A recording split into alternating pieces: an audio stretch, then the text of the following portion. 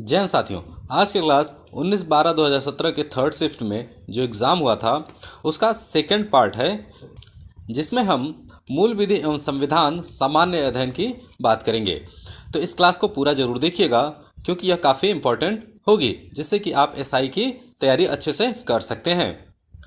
तो चलिए पहला प्रश्न देखते हैं। इसमें महिलाओं के खिलाफ हिंसा उन्मूलन के लिए अंतर्राष्ट्रीय दिवस दुनिया भर में हर साल कब मनाया जाता है? साथियों, अंतर्राष्ट्रीय दिवस महिलाओं के खिलाफ हिंसा उन्मूलन के लिए दुनिया भर में कब मनाया जाता है?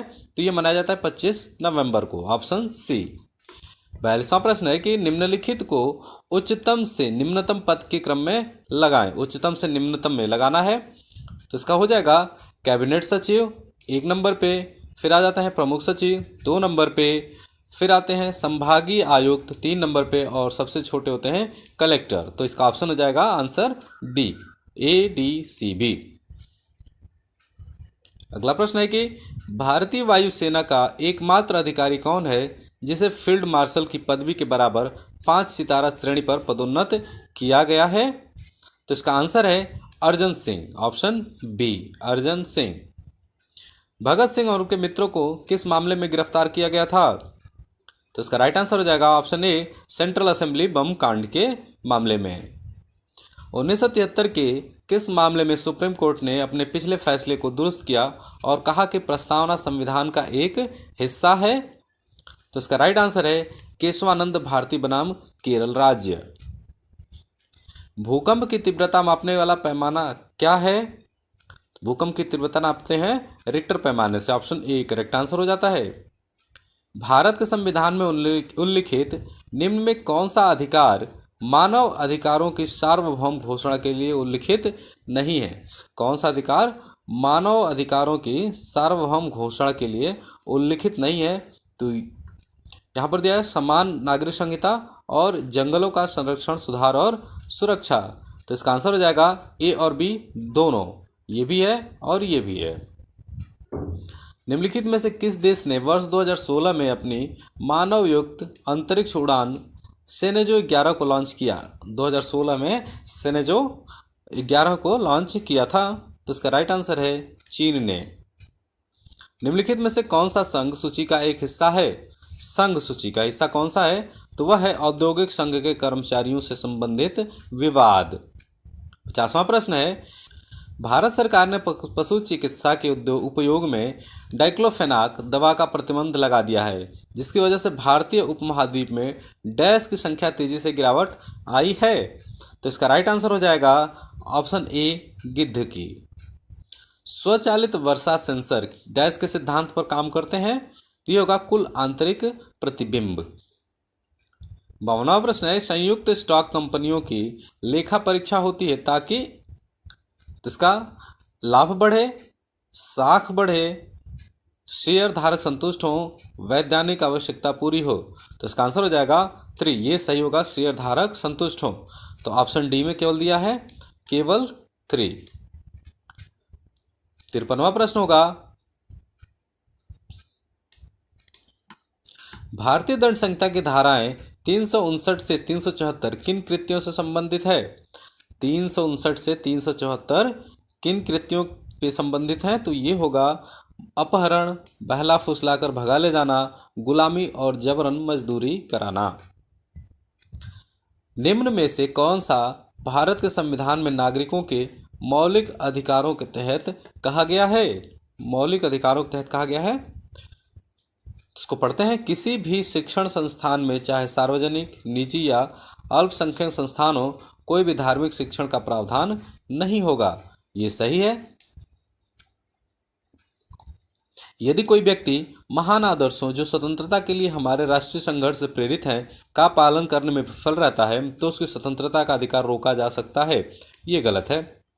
तो इसमें केवल ऑप्शन ए सही है, तो जो कि सी में दिया है केवल ए, इसका राइट आंसर हो जाएगा केवल ए।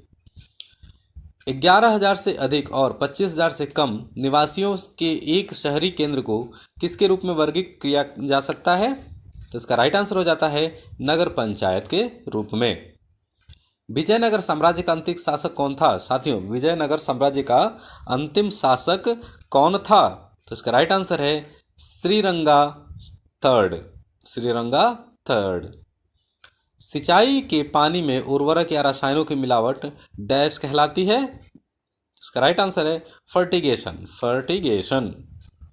एक गांव तब ग्राम दान घोषित होता है जब कम से कम डैश प्रतिशत भूमि के डैश प्रतिशत निवासियों की लिखित मंजूरी में उनकी मंजूरी दर्शाई जाए। तो इसका राइट आंसर हो जाता है ऑप्शन बी 51 और 75।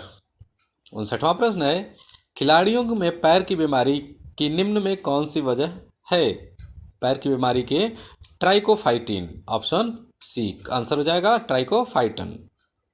60वां प्रश्न है सुप्रीम कोर्ट ने किस कंपनी के खिलाफ उसकी एक कैंसर की दवा को की पेटेंट याचिका खारिज करते हुए फैसला दिया जिससे जीवन के लिए खतरनाक बीमारियों के लिए सस्ती दवाओं का उपलब्धता को बल मिला।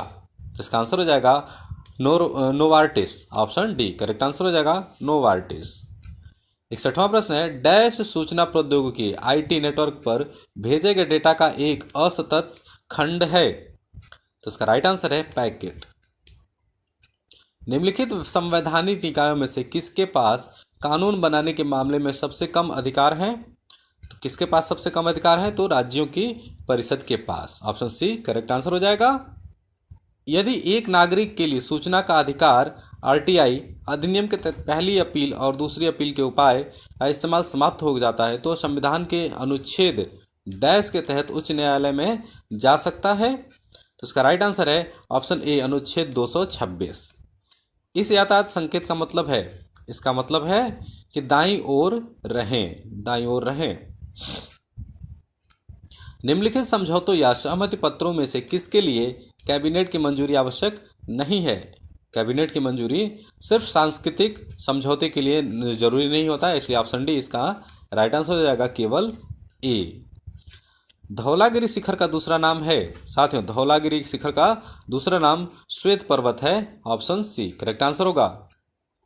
भारत ने वर्ष 2030 तक ओजोन परत को हानि पहुंचाने वाली एक ग्रीन हाउस गैस को समाप्त करने की योजना बनाई है। उस गैस का क्या नाम है।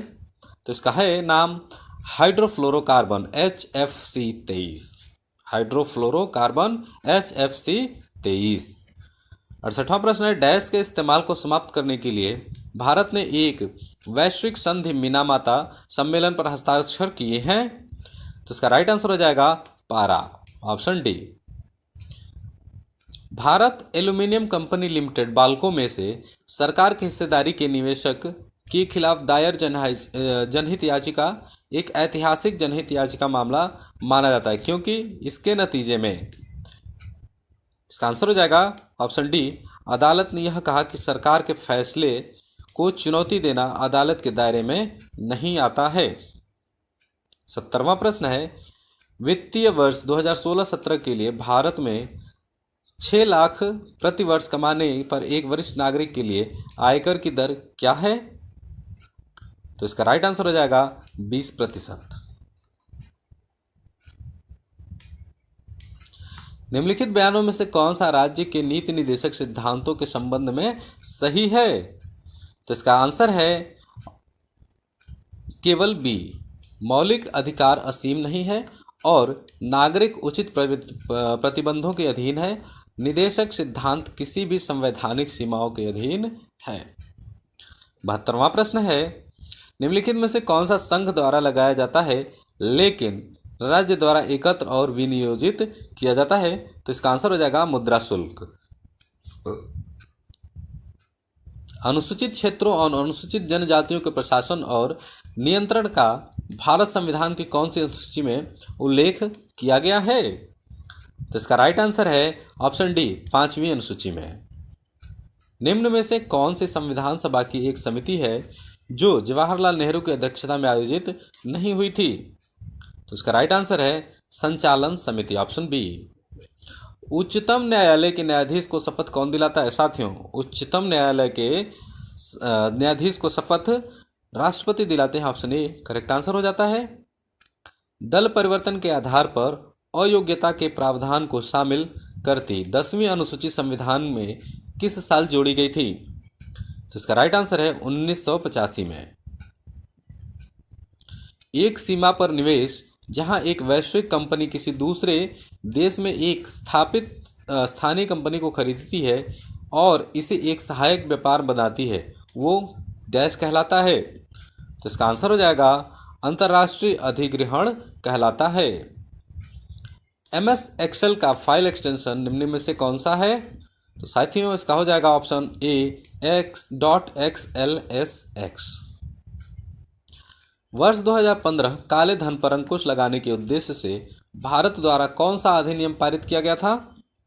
कौन सा अधिनियम पारित किया गया था? तो वह है काला धन, अघोषित विदेशी आय और संपत्ति और आयकर का अधिरोपण अधिनियम। 80वां प्रश्न है, एक देश सकल घरेलू उत्पाद GDP डैश डैश के दौरान बढ़ जाता है और डैश डैश के दौरान घट जाता है। तो इसका आंसर आ जाएगा ऑप्शन ए तेजी और मंदी। ए तेजी और मंदी। तो साथियों आज के क्लास में बस इतना ही। अगर आपको क्लास पसंद आई हो तो इसे लाइक कीजिए, चैनल को जरूर सब्सक्राइब कीजिए और मिलते हैं एक अगली वीडियो में जिसमें कि आपको उत्तर प्रदेश पुलिस की ऐसी ही प्रीवियस प्रश्न पत्र का हल मिलेगा। तो जुड़े रहिए हमारे चैनल के साथ, तब तक पढ़ते रहिए और बढ़ते रहिए।